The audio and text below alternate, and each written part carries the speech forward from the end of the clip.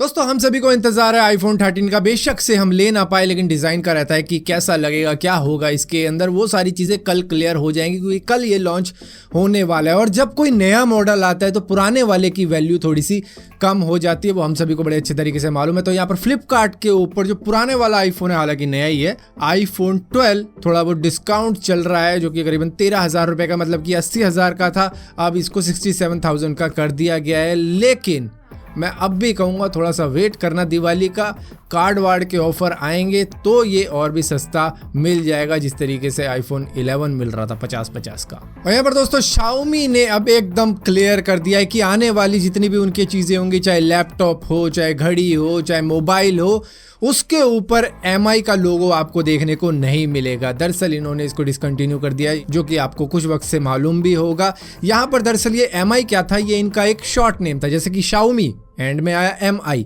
Redmi and में आया MI, तो ये MI को ही लगा देते थे कि चलो MI ही चल जाएगा। लेकिन अब ये Xiaomi का ही यूज़ करेंगे अपने MI की ब्रांड वाली चीज़ों के ऊपर भी। तो MI बिल्कुल कट हो चुका है और जितने भी लोगो मिलेंगे वो आपको Xiaomi के ही मिलेंगे अब, Xiaomi के प्रोडक्ट्स पे। दोस्तों 2020 के वक्त में चाइना के अंदर एक नया लॉ आया था जिसको सिक्योरिटी लॉ कहा जा रहा था, जो कि सभी बड़ी बड़ी जो टेक कंपनीज है उनके ऊपर भी लागू किया गया था, चाहे गूगल भी उसमें आता हो। अब देखो गूगल जो है ना, वैसे तो चाइना के अंदर चलता नहीं, लेकिन हांगकांग के अंदर चलता है, तो वहाँ पर वो इम्पोज हो गया था, तो इनके ऊपर भी वो ऑटोमेटिकली आ गया था। तो यहाँ पर इनको कई सारी रिक्वेस्ट गई कि भैया हमारे साथ डेटा शेयर करो, इन्होंने नहीं किया। करीबन 43 रिक्वेस्ट गई थी, लेकिन अब मालूम चलता है कि इन्होंने एक्चुअली में 3 बार डेटा शेयर किया था, लेकिन वो भी अपनी लिमिट में। ऐसा नहीं कि सारा ले लो चलो, ऐसा नहीं है, लिमिटेड किया था। उसके अंदर कोई भी यूज़र की इतनी ज़्यादा डिटेल नहीं थी। एक्चुअली में इनको करना पड़ा क्योंकि वो ह्यूमन ट्रैफिकिंग को लेके था, और एक किस्सा था जिसमें किसी की जान थोड़ी सी रिस्क में थी, शायद किडनैपिंग का केस रहा होगा।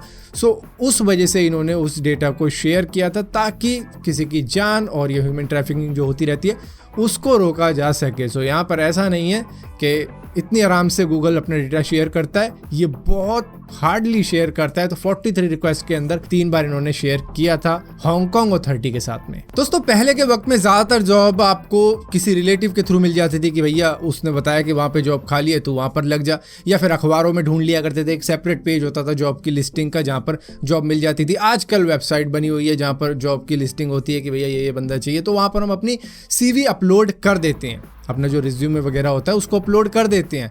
लेकिन उनके अंदर होती है एक एल्गोरिथम, और वो कई बार एक स्टडी में पाया गया है कि अच्छा जो एक कैंडिडेट होता है ना, उसकी प्रोफाइल को ऊपर नहीं ला पाती है, जिसकी वजह से एक बढ़िया कैंडिडेट नहीं मिल पाता है किसी कंपनी को, लेकिन वो दूसरे को चुन लेते हैं। तो इस तरीके की सिचुएशन में जो बंदा एक्चुअली में डिजर्व करता है जॉब, उसको नहीं मिल पाती, किसी और को मिल जाती है। और इसी तरीके के कई सारे सॉफ्टवेयर भी होती है जो कि बहुत सारी कंपनियां भी यूज़ करती है। और एक स्टडी के अंदर यही पाया गया है कि इन्हीं ऑटोमेटेड सॉफ्टवेयर की वजह से मिलियंस ऑफ गुड CV या रिज्यूमे जिन्हें हम बोलते हैं, वो रिजेक्ट कर दिए जाते हैं, क्योंकि हमने एल्गोरिथम के ऊपर छोड़ रखा है ये सारी चीज़ें, जिसकी वजह से जो अच्छा कैंडिडेट है वो पीछे रह जाता है, और जो बाकी के एवरेज टाइप के होते हैं उनको जॉब मिल जाती है। चलो सबको मिलनी चाहिए, लेकिन फिर भी जो डिजर्व करता है ना, वो इस सिचुएशन में पीछे रह जाता है। और यहाँ पर दोस्तों आपको बड़े अच्छे तरीके से मालूम होगा, एपिक गेम्स की जो फोर्टनाइट गेम है उसे एप्पल स्टोर से हटा दिया गया था, क्योंकि उन्होंने अपने खुद का पेमेंट मेथड यूज कर लिया था। तो इसके बाद में इन्होंने कोर्ट में लड़ाई लड़ी और एक तरीके से इनको जीत मिली भी है और नहीं भी मिली। और वैसे तो ओवरऑल सभी की जीत हुई है, क्योंकि यहाँ पर कोर्ट ने ऑर्डर दे दिया है कि भैया एप्पल का जो ऐप स्टोर होगा उसके अंदर दूसरे अल्टरनेटिव पेमेंट मेथड भी होने चाहिए। ऐसा नहीं है सिर्फ एप्पल की मोनोपोली चलेगी, उसके अंदर अपना ही पेमेंट सिस्टम लगा रखा है, ऐसा नहीं होगा। कोई भी डेवलपर किसी भी तरीके का जो भी मेथड है पेमेंट का वो लगा सकता है। और यहाँ पर फिलहाल के लिए अब तो वो चेंजेस होंगे करीबन 9 दिसंबर 2021 के बाद में होंगे वो चेंजेस, लेकिन यहाँ पर एपिक गेम्स ने भी एक कॉन्ट्रैक्ट को ब्रेक किया था जब उन्होंने अपनी गेम डाली थी ऐप स्टोर के ऊपर, वो भी अपने पेमेंट मेथड से। सो यहाँ पर उनको 30% देना होगा एप्पल को, जितनी भी उन्होंने कमाई करी है अपने पेमेंट मेथड से, तो वो करीबन 3.5 मिलियन $US हो जाती है, जो कि अब एपिक गेम्स को एप्पल को देनी होगी। तो यहाँ पर देखो एप्पल का तो बड़ा लॉस हुआ है, क्योंकि उनका खुद का सिस्टम अब जा रहा है, मतलब उनकी मोनोपोली नहीं चलेगी, दूसरे अल्टरनेटिव मेथड भी आएंगे पेमेंट के।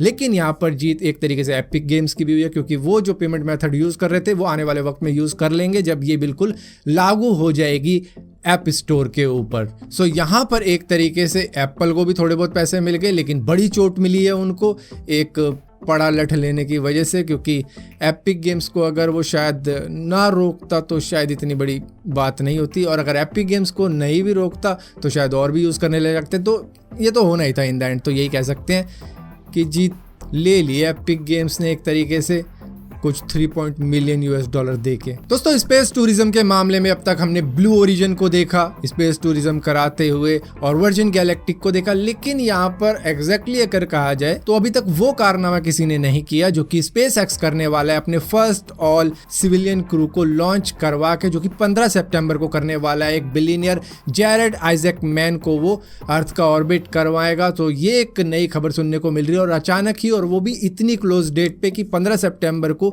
स्पेस एक्स का भी सिविलियन वाला मिशन होने वाला है, जिसमें वो 4 लोगों को अर्थ का ऑर्बिट करवा कर वापस धरती के ऊपर लाएंगे। और यहीं पर दोस्तों रिलायंस जियो का जो फ़ोन आने वाला था बजट वाला, वो शायद डिले हो जाएगा, इस साल के एंड में आ सकता है, अगले साल तक आ सकता है, क्योंकि उनको चिप मिल नहीं रही है, ग्लोबल चिप शॉर्टेज है, इसकी वजह से उनको दिक्कत आ सकती है। और इसी की वजह से TCL जो कि एक बजट फोल्डेबल फ़ोन बनाने की सोच रहा था, वो भी नहीं आएगा, वो भी अगले साल आएगा, क्योंकि इनको भी चिप नहीं मिल रही है। सो फिलहाल के लिए दोस्तों इस वीडियो के अंदर इतना ही था। अगर ये वीडियो आपको पसंद आती है तो इस वीडियो को लाइक जरूर करना, शेयर जरूर करना, और इसी तरीके की और भी वीडियो देखने के लिए चैनल को सब्सक्राइब जरूर करना। सब्सक्राइब किया है तो बेल का आइकॉन जरूर दबाना, वरना आपको मालूम भी नहीं चलेगा मैंने कोई वीडियो डाली भी है।